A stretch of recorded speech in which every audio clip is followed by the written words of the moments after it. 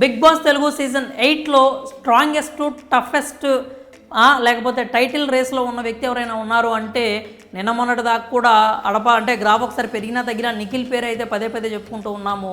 కానీ తాజా నామినేషన్స్ చూసుకున్నట్లయితే నిఖిల్ 100% ఫెయిల్ అవుతున్నాడు అని అనిపిస్తుంది అనమాట. అది సంచాలకుగానే కాదు, హౌస్మేట్గా కూడా అతను ఫెయిల్ అవుతున్నాడేమో అనేటువంటి ఒక భావన అయితే కలుగుతుందన్నమాట. ఫిజికల్ టాస్కుల్లో నిఖిల్ని కొట్టే వాళ్ళు హౌస్లో లేరు. రేపు వైల్డ్ కార్డుల్లో ఎవరన్నా వస్తున్నా కానీ వాళ్ళు కూడా నిఖిల్కి పోటీ కారు అనే చెప్పాలి. ఇప్పటికే అతను టైటిల్ రేస్లోకి వచ్చేసి బీభత్సంగా ఆడుకుంటూ గ్రాఫ్ పెంచుకుంటాడు అనుకుంటే ఒకసారి ఇట్లా స్పైక్ అంటే మన స్టాక్ మార్కెట్ తరహాలో ఒకసారి ఇట్లా పైకి లేచిందంటే మళ్ళీ వెంటనే ఇక్కడ కిందకి పడిపోతుంది అనమాట. మరి నిఖిల్ ఆట నిఖిల్కి ఎందుకు అర్థం కావట్లేదు అంటే నిన్న కానీ మొన్న కానీ చూసుకున్నట్లయితే నిఖిల్ సోనియా మాయలోంచి బయటకు వచ్చేస్తున్నాడు, బాగా ఆడుతున్నాడు అనుకుంటుంటే మళ్ళీ అదే చట్టంలో ఇరుక్కుంటున్నట్టుగా కనిపిస్తుంది అనమాట. అంటే మేము గ్రూప్ గేమ్ కాదు, మేము ఆమె గుప్పెట్లో లేను అని చెప్పుకోవడానికి ఏదో చిన్న ఇండికేషన్స్ ఆడియన్స్కి ఇవ్వడానికి ట్రై చేస్తున్నాడేమో అనిపించింది.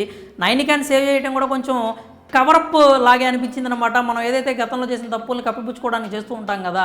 అంటే రెడ్ ఎగ్ సోనియాకి ఇచ్చినప్పుడు ఎంత నెగిటివిటీ వచ్చిందో మనం చూసాము. స్ట్రాంగ్ ప్లేయర్ సీత అయితే సోనియాకి ఎందుకు ఇచ్చామని నాగార్జున గారు ముఖం మీద అడిగేశారు. అక్కడ నిఖిల్ దగ్గర అయితే ఆన్సర్ లేదు. అలాగే ఇప్పుడు కనుక సోనియాని సేవ్ చేస్తున్నట్లయితే అది ఇంకా డబల్ అవుతుంది కాబట్టి నైనికాని సేవ్ చేసినట్లుగా అనిపించింది అనమాట. నైనికా విషయంలో చెప్పిన పాయింట్స్ నాకు నచ్చలేదని చెప్పాడు. అంతవరకు బాగానే ఉంది, నైనికాని సేవ్ చేయడం కూడా మంచిదనే చెప్పాలి, బాగానే ఉంది. కానీ ఇంకా సోనియా గుప్పెట్లోనే ఉన్నాడు అనడానికి ప్రధానంగా మనం చెప్పుకునేది ఏంటంటే ఇప్పుడు అభయ్ చీఫ్గా లేడు, వాళ్ళ క్లాన్ అంతా డిజాల్వ్ అయిపోయింది. అంటే వాళ్ళకి ఎవరో చీఫ్ లేరు కాబట్టి వాళ్ళ క్లాన్ సంగతి వదిలేద్దాం.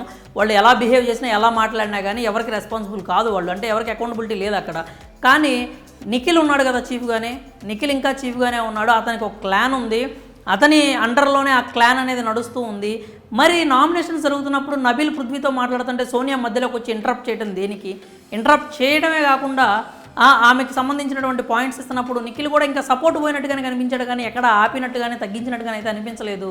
అది బట్టి చూసుకున్నట్లయితే ఇంకా నిఖిల్ పృథ్వీ సోనియా అండర్ కంట్రోల్లోనే ఉన్నారేమో అనేటువంటి ఒక భావన కలుగుతుంది. అంతేకాకుండా నామినేషన్స్ అనేవి ఎప్పుడు కూడా 1-on-1 ఉండాలి, కానీ ఒకళ్ళ గురించి మాట్లాడుకున్నప్పుడు ఇంకొకళ్ళ మధ్యలోకి రావాల్సిన అవసరం లేదు.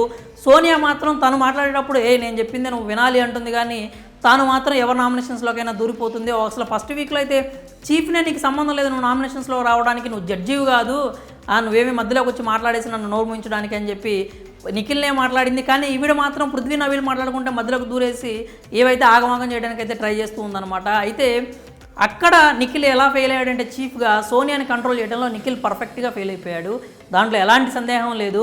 నిఖిల్ ఖచ్చితంగా అక్కడ ఆమెను ఆపుండాల్సింది. సోనియా నీకు సంబంధం లేని విషయం ఇది, పృథ్వీ అండ్ నబీల్ మాట్లాడుకుంటారు, మధ్యలో నువ్వెందుకు మాట్లాడుతున్నావు అని ఒక మాట మాట్లాడుంటే బాగుండేది. అలా కాకుండా పక్కన వాళ్ళు కూడా మాట్లాడుతున్నారు కదా, మా వాళ్ళు కూడా మాట్లాడుతున్నారు అన్నట్లుగా నిఖిల్ అయితే సైలెంట్గా కూర్చున్నట్టుగా కనిపించింది అనమాట. అక్కడ నిజంగా ఫెయిల్ అయిపోయాడని చెప్పాలి. ఇంకా రెండో పాయింట్, హౌస్మేట్గా నిఖిల్ ఎందుకు ఫెయిల్ అయ్యాడు రా బాబు, నువ్వు ఎందుకు అట్లా మాట్లాడుతున్నావు? మంచిగా ఆడుతున్నాడు కదా, టాస్క్లో ప్రాణం పెట్టి ఆడుతున్నాడు, గెలుస్తున్నాడు, వాళ్ళ క్లాన్ మొత్తాన్ని గెలిపించుకుంటున్నాడు, ప్రతి టాస్క్లో కూడా విజయం సాధిస్తున్నాడు. ఇద్దరే ఉండగానే 2,60,000 వాళ్ళు తీసుకొచ్చారు, ప్రైజ్ మనీలో యాడ్ చేశారని చెప్పి మీరు అనొచ్చు, కరెక్టే. కానీ సోనియా అండర్ కంట్రోల్లో నేను ఉన్నానే అనే విషయాన్ని నిఖిల్ ఇంకా రియలైజ్ కాలేకపోతున్నాడు. నా ఆట సగం ఇదైపోవడానికి కారణం సోనియా కదా అనే విషయాన్ని నిఖిల్ ఇంకా కూడా క్లియర్గా తెలుసుకోలేకపోతున్నాడు. తన కంట్రోల్లోనే నేను ఇంకా ఉన్నానే, తను నన్ను ఇష్టం వచ్చినట్టు ఆడిస్తుంది, చెప్పు చేతల్లో పెట్టుకుంది, నేను ఎమోషనల్గా వీక్ అని నన్ను టార్గెట్ చేసి నన్ను ఒక ట్రామాలో ఉండేలాగా నన్ను చేస్తుంది, నేను ఆడలేకపోతున్నాను, సొంత నిర్ణయం తీసుకోలేకపోతున్నాను, 3 సార్లు చీఫ్ అయ్యాను కానీ నేనంటూ ఓన్గా డెసిషన్ తీసుకోలేకపోతున్నానే, దీని అంతటికి కారణం సోనియా కదా, హౌస్ అందరూ నన్ను బ్లేమ్ చేయడానికి కారణం సోనియా కదా, టాస్కుల్లో నేను బయాస్డ్గా ఉన్నాను అనిపించుకోవడానికి కారణం సోనియా కదా అనే విషయాన్ని నిఖిల్ ఇంకా రియలైజ్ అవ్వట్లేదు. ఇది కనుక రియలైజ్ అయ్యి ఆ చట్టం నుంచి బయటకు వచ్చేసి నిఖిల్ సొంత ఆట ఆడితే కనుక ఖచ్చితంగా ఇప్పటి నుంచే టైటిల్ రేస్లో ఉంటాడు. ఎవరు వచ్చినా కానీ నిఖిల్ని ఏ విషయంలో కూడా కొట్టలేరన్నమాట. కానీ తన ఆర్గ్యుమెంటల్ స్కిల్స్ కావచ్చు, తన స్ట్రాటజీస్ కావచ్చు, మైండ్ గేమ్ కావచ్చు, మంచితనం కావచ్చు, ఇవన్నీ కూడా సోనియా అనేటువంటి ఒక దాంట్లో కవర్ అయిపోయి ఉన్నాయన్నమాట. ఆ బబుల్లో ఉండిపోయాడు. ఆ బబుల్లోంచి బయటకు వస్తే చాలా బాగుంటుంది. ఇప్పటికైనా కానీ ఆమె సలహాలు, సూచనలు, సజెషన్స్ నిఖిల్కి ఏం అవసరం లేదు, ఎంతో అద్భుతంగా ఆడుతున్నాడు. ఆ విషయాన్ని అయితే మనోడు గుర్తుపెట్టుకుంటే బాగుంటుంది. నిన్న ఎపిసోడ్ చూసిన తర్వాత మాత్రం నిఖిల్ ఖచ్చితంగా కూడా చీఫ్గా ఫెయిల్ అయ్యాడనే అభిప్రాయం అయితే నాకు స్వతహాగా కలిగింది. అలాగే హౌస్మేట్గా కూడా నిఖిల్ ఫెయిల్ అవుతున్నాడు అనే అభిప్రాయం కలుగుతోంది. దీని కనుక మార్చుకోకపోతుంటే రేపు వైల్డ్ కార్డులు వచ్చిన తర్వాత నిఖిల్ ఆట మనకి కనిపించకుండా పోయే పరిస్థితి కూడా ఉంటుంది. ఎందుకంటే వైల్డ్ కార్డులో ఉన్న వాళ్ళందరూ కూడా ఫుల్ ఆఫ్ ఎంటర్టైన్మెంట్ ఇచ్చేవాళ్ళే ఉన్నారు, ఆర్గ్యుమెంట్ కూడా ఎరగదీసే వాళ్ళు అయితే వస్తున్నారు. కాబట్టి ఆ పరంగా చూసుకున్నట్టయితే నిఖిల్ గ్రాఫ్ ఖచ్చితంగా డౌన్ అయిపోయే ప్రమాదం ఉంది. ఇప్పటికైనా తేరుకొని అరే అప్పుడే ఆ వల్ల బయటకు వస్తున్నాడు అనుకుంటే మళ్ళీ అదే వల్ల ఇరుక్కుంటూ ఉన్నట్టుగా కనిపిస్తోంది అనమాట. నిఖిల్ తెలుసుకొని బయటకు వస్తే బాగుంటుంది. కాబట్టి చీఫ్గా అంటే ఇంకా మరి సీత గెలిచింది చీఫ్గా అని చెప్పి అంటున్నారు. మరి అది నిఖిల్గా లేకపోతే అభయ్ ప్లేస్లో వచ్చింది అనే విషయం అయితే క్లారిటీ రావాల్సి ఉంది. కాబట్టి నిఖిల్ మాత్రం తన ఆట మీద ఫోకస్ పెట్టుకుంటే బాగుంటుంది. నిఖిల్ నిజంగానే చీఫ్గా ఫెయిల్ అయ్యాడా లేకపోతే హౌస్మేట్గా కూడా ఫెయిల్ అయ్యాడని మీకు కూడా అనిపిస్తే కనుక మీ అభిప్రాయాలను అయితే కామెంట్స్ రూపంలో తెలియజేయండి.